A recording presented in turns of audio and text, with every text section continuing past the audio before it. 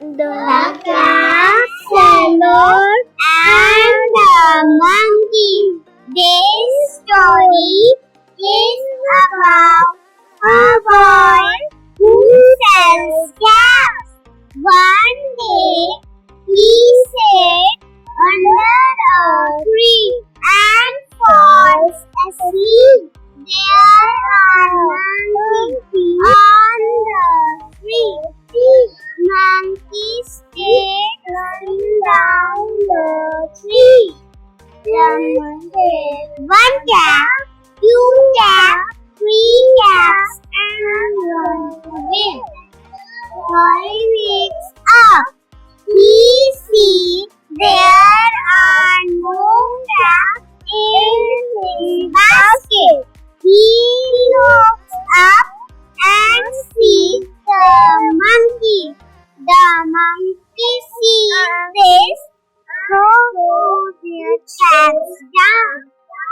The boy takes all the cats and runs away. You. Takes all the and runs away. Thank you. Little pine tree in a forest of large trees grew one little cheap pine tree. It had thin, hard, pointed leaves called needles. The pine tree felt sad. My leaves are hard and pointed, it said. Birds do not build their nests in them. I wish I had soft green leaves like the other trees. The next morning, when the little pine tree woke up, it had soft green leaves. Now I am happy, it said. Just then a goat came along and ate all the soft green leaves. The pine tree felt sad again. I wish I had 4 leaves, it said. Goats do not eat whole leaves. The next morning, when the little pine tree woke up, it had glittering gold leaves. Now I am happy, it said. Just then some people came along and plucked all the glittering gold leaves.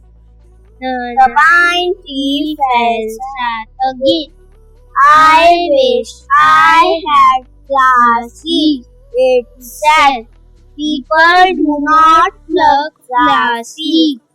The next morning, when the little pine tree woke up, it had little clear glass leaves. Now I am happy, it said. Just then some strong gust of wind blew,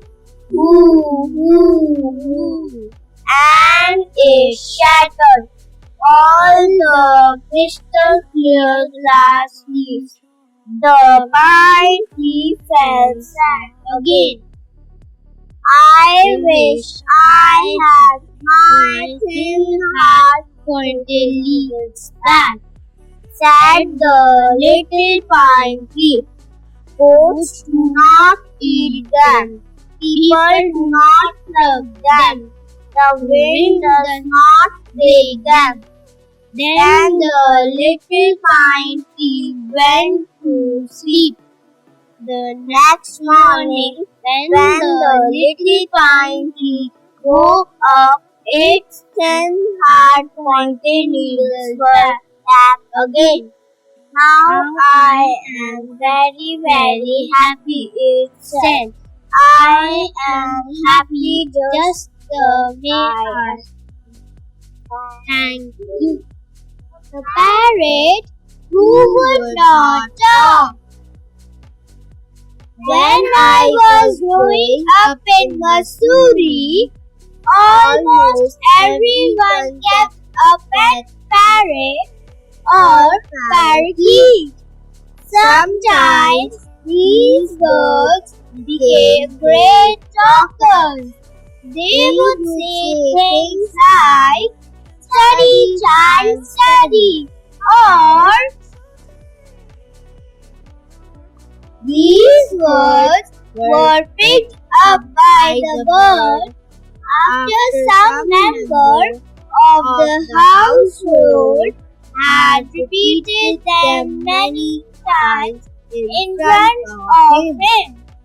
But our parrot refused to talk. He'd been brought by Aunt Ruby from a bird catcher who had visited all the houses on our road. Granny and grandfather were not keen on keeping a caged bird as a pet, but Aunt Ruby insisted.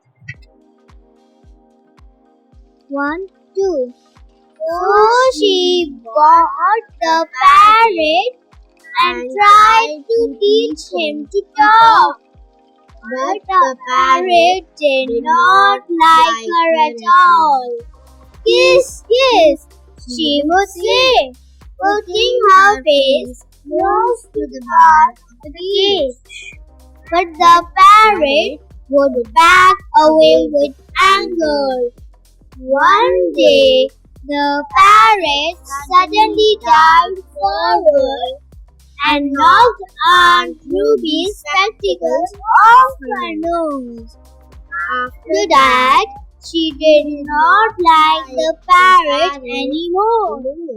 She started making faces at him and calling out, "You are useless! Can't walk,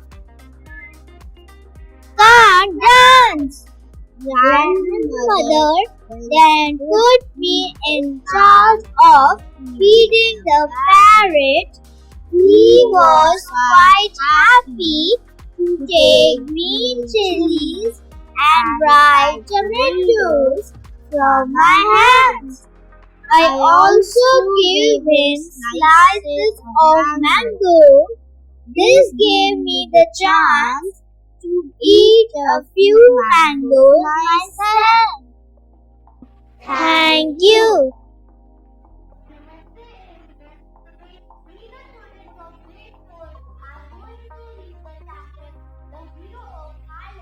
Many long years ago, in the city of Harlem, there lived a very kind boy named Hans.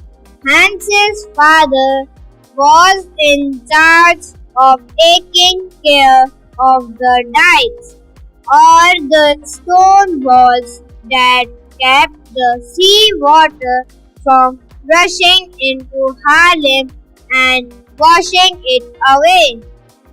One day, Hans's father went on a trip, since he usually spent his holidays watching his father care for the dikes. Hans had nothing to do.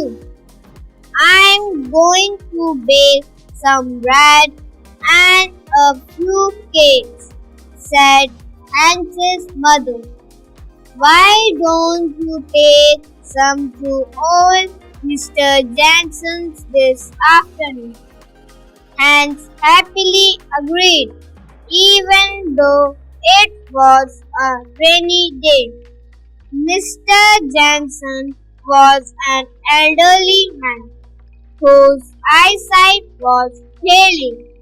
He had no family to care for, and he lived alone with his pet dog, Alphonse.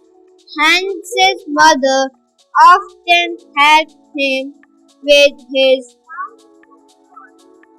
In the afternoon, Hans's mother packed a basket of cake and bread for Mr. Jansen.